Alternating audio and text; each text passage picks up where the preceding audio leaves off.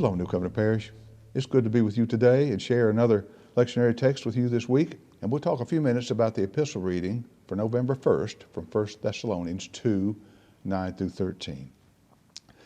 Paul is continuing to think about the time he spent before with his friends in Thessalonica, to whom he and his co-workers had brought the gospel message. And one of the most amazing things about Paul's missionary work is that when he arrived in a new town, the people had never seen anything like him. They'd met other religious leaders from various sects, other ethnic groups like the Jews, who had their own religion, and sometimes they welcomed outsiders, but none of them lived around them like Paul. I mean, his lifestyle was totally unique.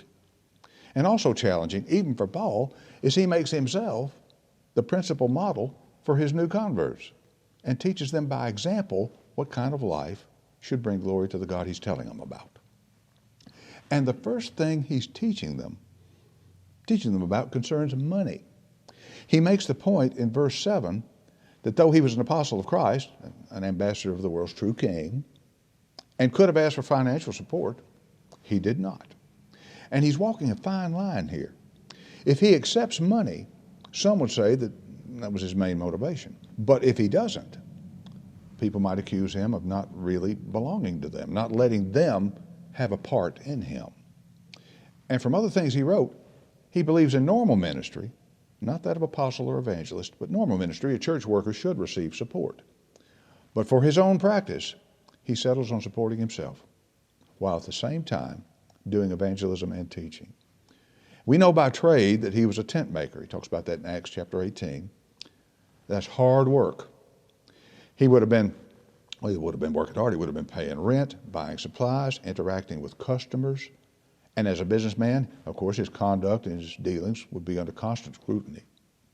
And no doubt he found ways to teach and preach to others, not only while working, but after hours and on the Sabbath.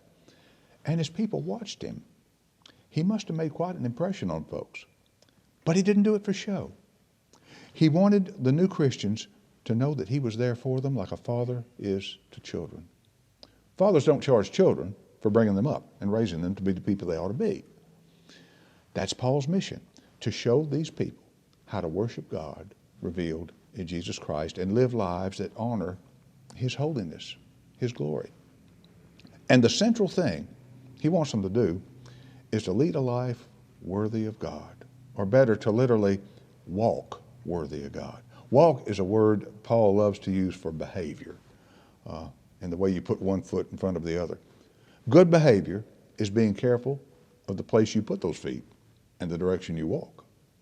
The Thessalonians would have known about the pagan gods around them that required a certain kind of worship, but very little concern with daily behavior those pagan gods had.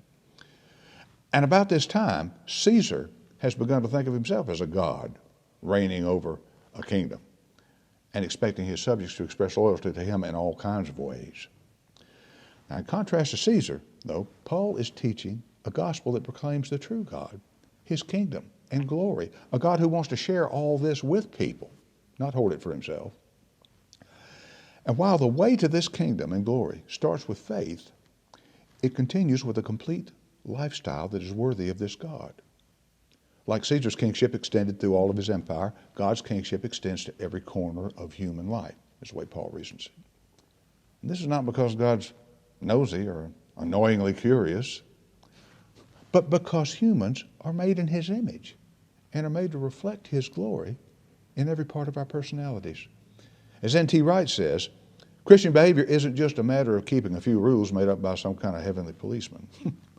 It's a matter of reflecting God's glory in every part of life. And this was such a strange and demanding idea. Paul taught it and preached it in many different ways. He talked to his people. He talked to them like a sports coach, telling them how to win. Like a friend, encouraging someone facing a hard problem. Or like a witness in a court of law, he testified to them. And he kept ramming the message home that the living God wanted living human beings to reflect his glory. And this God had called them and invited them to this totally demanding, but just incredibly rewarding way of life. But Paul didn't use just words. The whole point of this reading is that Paul was telling them all this by his own example. Now, I don't know the name of it or who wrote it, but there's an old poem that sums up exactly what Paul is talking about here that I read preparing for this. It says, I'd rather see a sermon than hear one any day. I'd rather one would walk with me than merely show the way.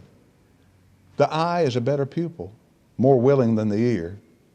Fine counsel is confusing, but example is always clear.